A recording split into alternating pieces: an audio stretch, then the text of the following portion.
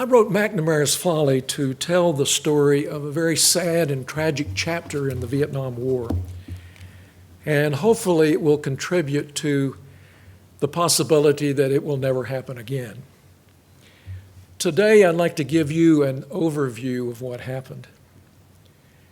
For me, the story began one summer day in 1967 when I was sitting in the Armed Forces Induction Center in Nashville, Tennessee. At one point, a sergeant came out to talk to us and tell us that we were headed to Fort Benning, Georgia, to begin our Army training. It was at the height of the Vietnam War, and I had volunteered for service in the U.S. Army. The sergeant asked, "Is there anyone here who is a college graduate?" I raised my hand, and he motioned for me to follow him, and he led me down a hallway to where a young man was seated, and he informed me that the man was named Johnny Guptan, who was also being assigned to Fort Benning. And he told me, he said, "I want you to take charge of Guptan.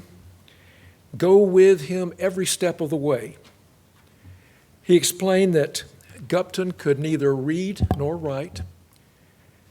And he said he's going to need help filling out paperwork when you get to Fort Benning. And then he said, "Make sure he doesn't get lost. He's one of McNamara's morons." I had never heard the term. And I was surprised that the sergeant would openly insult this man seated in front of him. Well, in a few weeks, I would learn that McNamara's morons was a term that many officers and sergeants used to refer to low IQ men who were taken into the armed forces under a special program devised by Robert McNamara, who was the Secretary of Defense. The sergeant left us for a while, and when he returned, he had a big envelope that was sealed, and inside it were my personnel records and Guptan's personnel records. And I was instructed to take the envelope, and when I got off the bus at Fort Benning, to give it to the sergeants. Well, Guptan and I traveled by plane and by bus to Georgia, and along the way I tried to make small talk with him. I asked him what state he was from. He didn't know.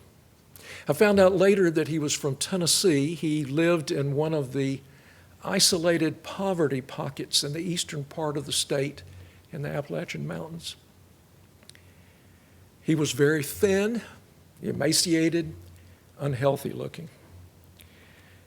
As we talked, or tried to talk, I was surprised that he knew nothing about the situation he was in. He didn't understand what basic training was all about. He didn't even know that America was at war. I tried to explain what was happening, but at the end I could tell that he was still in a fog. In basic training, he was virtually helpless.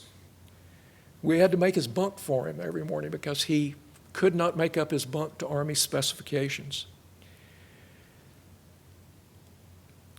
I had to tie his boots every morning until one trainee had the patience and took the time to teach him that skill.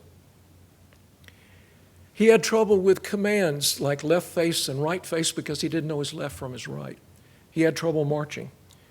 When the sergeant screamed at him, he was terrified and confused.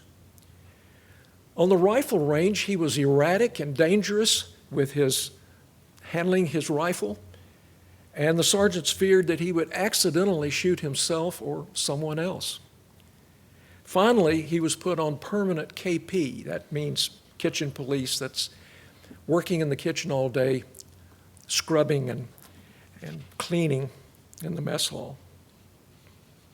By the way, for all the men at Fort Benning that I mentioned, I have changed their names to protect their privacy and also protect the privacy of their families.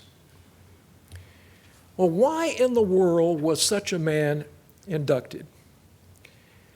Later I found out the historical background. During the Vietnam War, the U.S. government used the military draft to fill the ranks of the armed forces whenever there was a shortage of volunteers.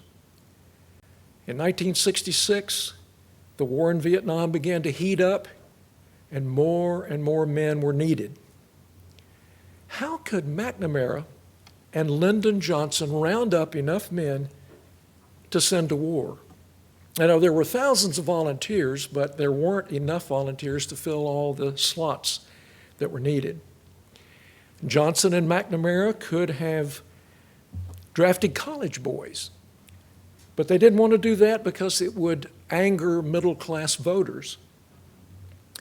Likewise, they could have sent men from the National Guard and the reserves to Vietnam, but that too would have been politically unpopular.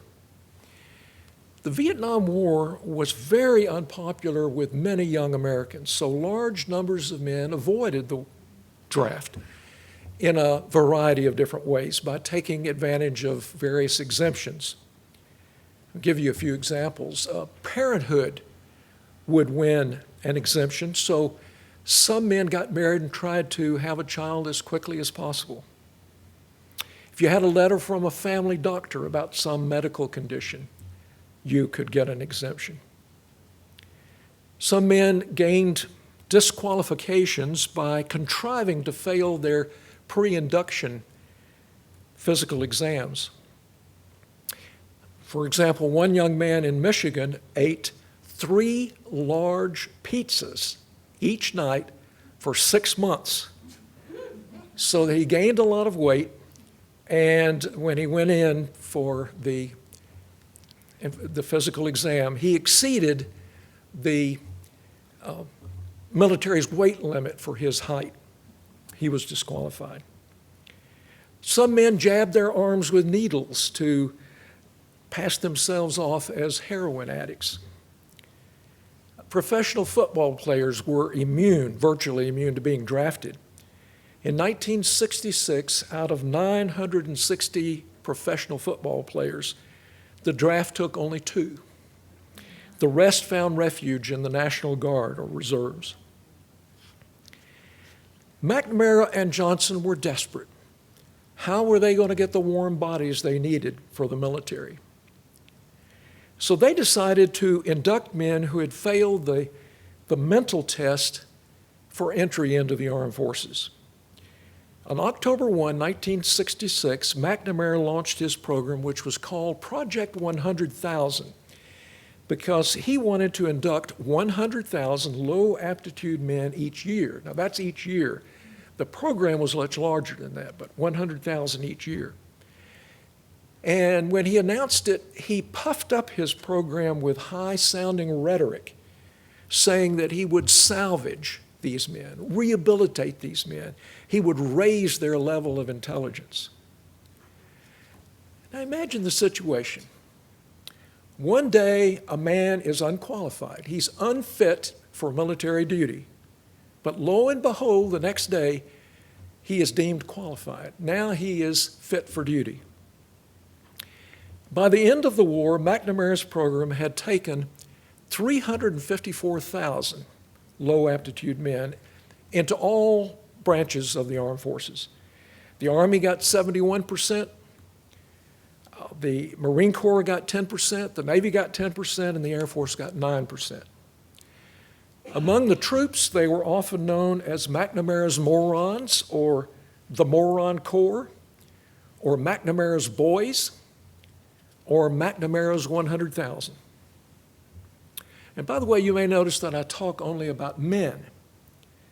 During the Vietnam War, women were not subject to the draft, although I should point out that about 11,000 American women were in the military, most of them nurses, and they volunteered for service in Vietnam, along with thousands of civilian women who worked for the Red Cross and other agencies like that. During the war years, 67 American women died in Vietnam. Now, back to Fort Benning. Toward the end of basic, I suffered from heat exhaustion, and I was sent to a hospital for a while. And then I was sent to an outfit called Special Training Company, for rehabilitation. Special Training Company was filled with men who were unable to pass basic training. And it was there that I got to see firsthand what life was like for dozens of these Project 100,000 men.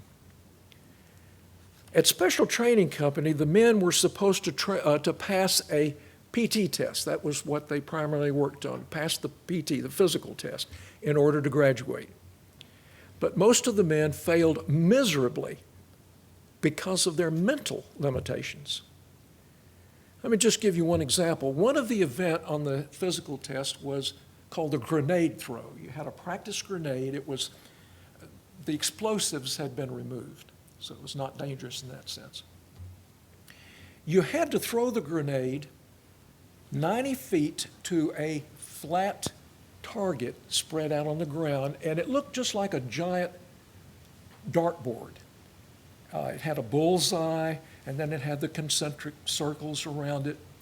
And the scoring was just like for darts. The closer you came to the bullseye, the more points you made.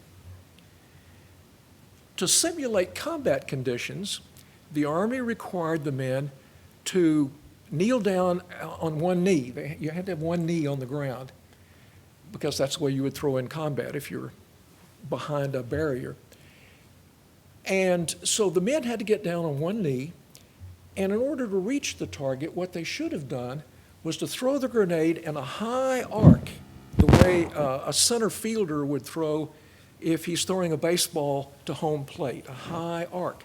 But the men couldn't understand that concept, and they would throw in a straight line, like a pitcher throwing a ball to a catcher.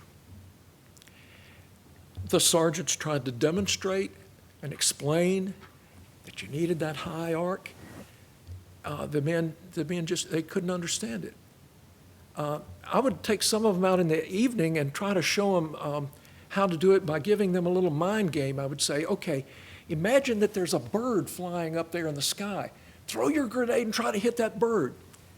It didn't work. They just couldn't understand that concept of throwing in a high arc. So they never even hit the target, much less the bullseye.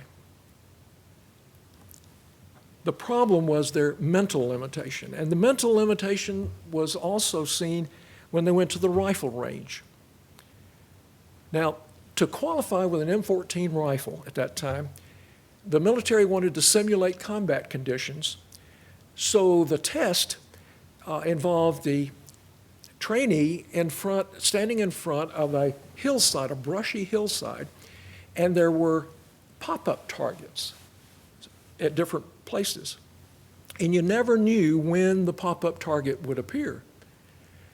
You might be looking for a target and one pops up over here at 50 meters and it stays up only 5 seconds and then it goes down. Oh, wait, here's one at 75 meters, 5 seconds, and then it goes down. Back there's one at 200 meters. Flips up for 5 seconds, then it goes down. The problem the men had was that they weren't quick-witted enough. They weren't quick in their thinking. And if they saw one like over here at 75, they raise their rifle and take aim and fire, but by then it was too late. Oh, wait, here's one at 100 meters over here. They'd have to shift, try to aim at it and squeeze off a round before it went down. They weren't quick enough. They couldn't do it. So they flunked out on the rifle test, and obviously they were not well suited for firing a rifle in combat. So what happened to these men? Well, it's obvious they should have been sent home. They should have been discharged. In fact, many company commanders tried to get them discharged. They would write memos, call on the phone, try to get these guys to go home, get them out of the Army. But unfortunately, both the Army and the Marine Corps were facing severe manpower shortages in Vietnam, and they were reluctant to discharge anyone.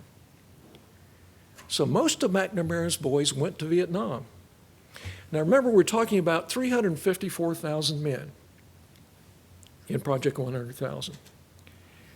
Most of them went to Vietnam, and then half of them who were sent to Vietnam were assigned to combat units. And the death toll was appalling. Here's the number of men, Project 100,000 men, who were killed in Vietnam. 5,478. Let me say that again, 5,478. Their fatality rate was 3 times higher than the fatality rate for your average GI. We don't know how many were wounded. We don't know the number of the wounded, but it was estimated to be about 20,000 men wounded, and of course many of them were permanently disabled, including an estimated 500 amputees. Well, who were these men? The book has a lot of stories about these men. I want to read you one. Barry Romo and his nephew Robert ended up in Vietnam at the same time. Barry said, "I loved Robert like a brother. We grew up together." He was only 1 month younger. Barry served in Vietnam as an infantry platoon leader in 1967-68, and he saw a lot of combat, winning a Bronze Star for his courage on the battlefield. During his tour, he learned that Robert had been drafted and was being trained at Fort Lewis, Washington, to be an infantryman destined for Vietnam. Barry was alarmed because Robert was, quote, very slow and had failed the Army's mental test. But then along came Project 100,000, which lowered standards and made him draftable. A host of people, his relatives, his comrades at Fort Lewis, his sergeants, his officers, wrote to the commanding general at Fort Lewis asking that Robert not be sent into combat because, as one relative put it, he would die. But the general turned down the request. Once in Vietnam, Robert was sent to an infantry unit near the border of North Vietnam, one of the most dangerous combat areas. During a patrol, he was shot in the neck while trying to help a wounded friend. He did not die instantly, but heavy gunfire kept a medic from reaching him. Barry said he drowned in his own blood. At the request of the family, Barry was given permission to leave Vietnam and accompany Robert's body home to Rialto, California. The aluminum coffin was sealed and draped with a flag, and the family was not allowed to view the remains. It was Army policy to discourage or forbid viewing when a body was badly mutilated. Looking back, Barry said that Robert really didn't have much luck. While others were getting deferments, he was drafted. While congressmen's sons were getting exemptions for braces on their teeth, Robert was drafted as part of Project 100,000. In a speech delivered 42 years later, Barry Romo said that the family had never recovered from losing Robert. His death almost destroyed us with anger and sorrow. Some people think that you don't have to be very bright to be successful in combat. That's not true. Men who were slow in their thinking were very vulnerable. To survive in combat, you had to be smart and you had to think quickly. You had to know how to use your rifle effectively and keep it clean and operable. You had to know how to navigate through jungles and rice paddies without alerting the enemy. And you had to know how to communicate and cooperate with other members of your team. A Pentagon official, Elliot Cohen, said, "The dull-witted soldier does not simply get himself killed, he causes the death of others as well." And here is what one Vietnam veteran said. His name is Chief Warrant Officer William S. Tuttle. If you take someone with an IQ of 40 and give him a rifle, he's more dangerous to you than he is to the enemy.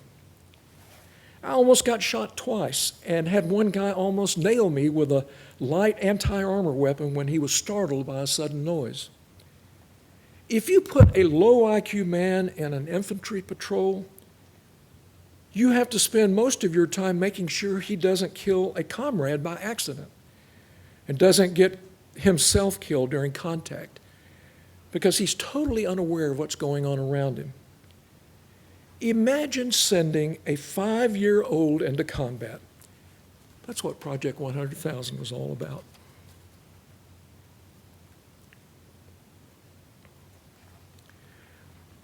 Another veteran, Army veteran named G.J. Lau, served with the 1st Infantry Division in 1969.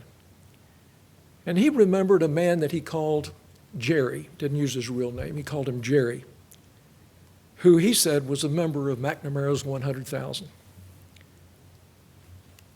Here's what Lau said. One night, Jerry was out on the perimeter standing night guard. A very popular officer had been out setting his men in position and was returning to inside the wire. There is a challenge procedure, just like you see in the movies. Halt, who goes there? Lieutenant so-and-so. Advance and be recognized. That's not it exactly, but you get the idea. You order the person to halt and then do whatever it takes to identify them as a friend or a foe. Normally not a difficult task given the obvious differences between the average Vietnamese and us Americans. But for some reason, Jerry saw the officer approaching and shouted out, "Halt," and then immediately opened fire, killing him on the spot. The killing caused consternation in the camp. The men under the officer's command immediately made it known to any and all that Jerry was a dead man. Period. End of discussion. Someone must have taken that threat seriously because Jerry was gone at first light. Never saw him again.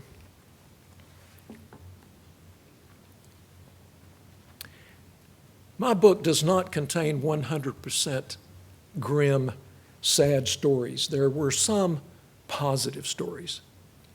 I tell about some officers and sergeants and comrades who were sensitive and compassionate towards low IQ men. They are the heroes of my book.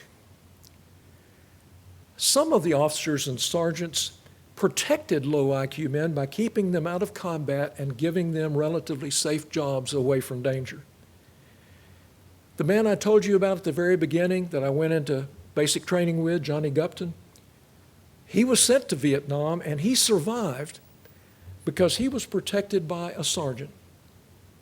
The sergeant gave him non-dangerous jobs away from combat. The sergeant sympathized with Guptan because he, the sergeant, had grown up with a sister whom he called mentally handicapped. Now I'd like to discuss Robert McNamara. One historian said that during the Vietnam War, among career military people, Robert McNamara was the most hated man in America. And I quote one officer in my book who said that because of Project 100,000, quote, Robert McNamara deserves to burn in hell. Many people wonder, what was McNamara thinking? How could he be so cruel? Well, here's the background. McNamara was a lover of technology. Like many Americans in the 1960s, he was dazzled by this exciting new world of computers and high technology. And he thought he could win the Vietnam War by using advanced technology and computerized analyses. When he launched Project 100,000, he promised that the armed forces would raise the IQ level of the men. He said that although the men may have failed in school, they wouldn't fail now because the military was the world's greatest educator of skilled manpower, and it possessed an impressive array of state-of-the-art multimedia equipment. He believed, this is no joke, he believed that he could raise the intelligence of low-ability men through the use of videotapes. He said, this is a direct quote from one of his speeches. A low-aptitude student can use videotapes as an aid to his formal instruction and end up by becoming as proficient as a high-aptitude student. Well, this idea was considered laughable and naive and ridiculous by many educators and psychologists. Well, yes, of course, video can be a wonderful, useful aid in instruction. It can help students to learn. But it's not a magical medium that can raise a person's IQ by 20 points. Deborah Shapley, a biographer who wrote a detailed book about McNamara, said that in regard to Project 100,000, McNamara was, quote, a naive believer in technological miracles. Well, how did things turn out? Were his videotapes capable of producing miracles? We'll never know, because very few men in Project 100,000 actually received video instruction. There was a war going on, and thousands of American fighting men were being killed or severely wounded. Army and Marine platoons in Vietnam were desperate for replacements. Training centers were under great pressure to get troops to Vietnam as quickly as possible. After the war, did McNamara ever express regret over Project 100,000? Deborah Shapley says that to the very end of his life, and he lived a long time, he lived to 93. She said that to the very end of his life, he refused to apologize or admit an error. She said he bitterly resented the term McNamara's moron corps, which he had heard for years. And he steadfastly believed that the program was beneficial to individual men and to society in general. What was going on? Well, he obviously was ignoring the many accounts of suffering and death, and he was just looking at the success stories about some Project 100,000 men who did well in the service. Yes, you heard me right. Some Project 100,000 men did indeed do well. And to be fair, I created a chapter called Success Stories. Let me read you an example of a success story. Chief Hospital Corpsman Don Phelps of Oxnard, California, who was in charge of a large sick bay on a Navy ship, recalled an assistant named Elmer, who was assigned to him over his objections. Phelps wanted his sick bay to be immaculately clean so that it would outshine and outshow any and all spaces aboard. He didn't want to take on Elmer as an assistant because he was one of McNamara's boys and he had no schooling and no chance of a responsible job in later life. Furthermore, he was not too bright, and he had to be taught the concepts of clean and sterile. But Phelps was ordered to take Elmer, and he was immediately surprised by the young man's solid performance and eagerness to please. Elmer made the sick bay sparkle with cleanliness. Phelps said, "I couldn't have asked for a cleaner, sharper space if I had a crew of 5 men working for me." Phelps said that because of Elmer's mental limitations, he never gave him any large amount of detailed work. But in the basic cleaning jobs that he assigned, Elmer took extreme pride in what he did accomplish. He was very polite and developed a highly commendable appearance. By tackling the dirty work and doing it exceptionally well, Elmer relieved hard-pressed lab, X-ray, and operating room techs to perform their functions more efficiently. He was vastly superior to the assistants of normal intelligence that Phelps had worked with, men who were sloppy and had a bad attitude. The story of Elmer supports the argument made by many educators and psychologists that low-aptitude individuals can be productive in low-stress, non-dangerous situations. Now, this is an important point. Low-aptitude men and women are not worthless people. They are not subhumans.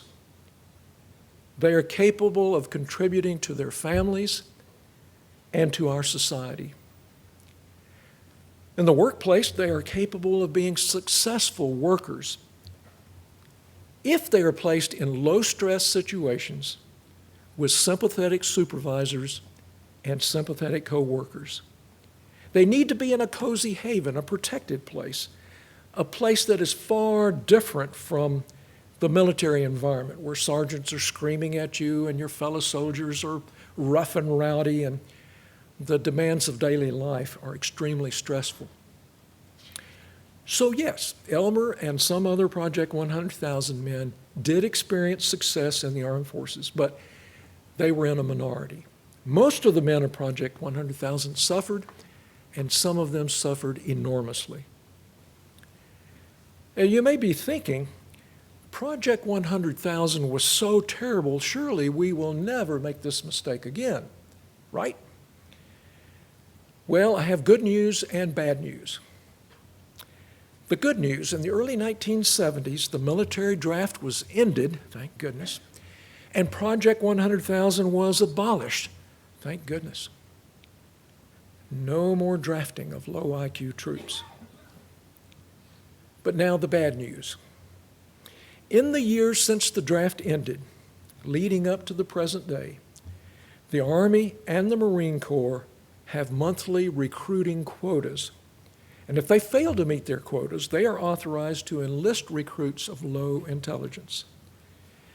The Army and the Marine Corps have tried to avoid taking these individuals. They don't really want them. But sometimes they've had to induct them in order to fill the ranks. The final chapter of my book is entitled "The Folly Continues." I give examples of low-aptitude men who have been inducted in recent years, especially in the war in Iraq, and some of them lost their lives. Let me share one example. During the war in Iraq, the military had trouble getting enough men and women to fill the ranks, so it lowered mental standards, just as it had done in Vietnam. In 2008, an Army private named David Dietrich of Perry County, Pennsylvania, was the subject of a Newsweek magazine article entitled, "He Never Should Have Gone to Iraq." Before and during his Army time, he was considered slow in his thinking, and he had trouble retaining information. In basic training, he couldn't hit targets on the rifle range, even though he was given extra training. One superior campaigned to have Dietrich sent home on grounds that he would pose a danger to himself and others if he were sent to Iraq. Started to say Vietnam. It's so much like Vietnam. He would pose a danger to himself and others if he was sent to Iraq. But the request was turned down by the Pentagon because there was a big push to get troops into the combat zone. As soon as he arrived in Iraq, he was assigned to act as a scout in an abandoned building where he was supposed to watch furtively from open windows. A few minutes after he started his duty at one of the windows, he was shot and killed instantly. A few days ago, I learned something else about this poor guy. I learned that other soldiers in his outfit had called him by his nickname. His nickname was Forrest Gump. It was Vietnam all over again. Now, in fairness, I should emphasize that the practice of accepting mentally limited soldiers and Marines today is nowhere near as widespread as it was during the Vietnam War. But the folly does continue. I would like to close my remarks today by answering this question. What can we learn from McNamara's Folly? For me, the overriding lesson is that low IQ men should never be used in a war zone or in a dangerous area. Putting their lives at risk is cruel, it's immoral, and on a sheer practical level, it degrades the effectiveness of war efforts. It was wrong to use these men in Vietnam, and it is wrong to use these men in the military today. I firmly believe that the armed forces need and deserve the best and the brightest. Thank you.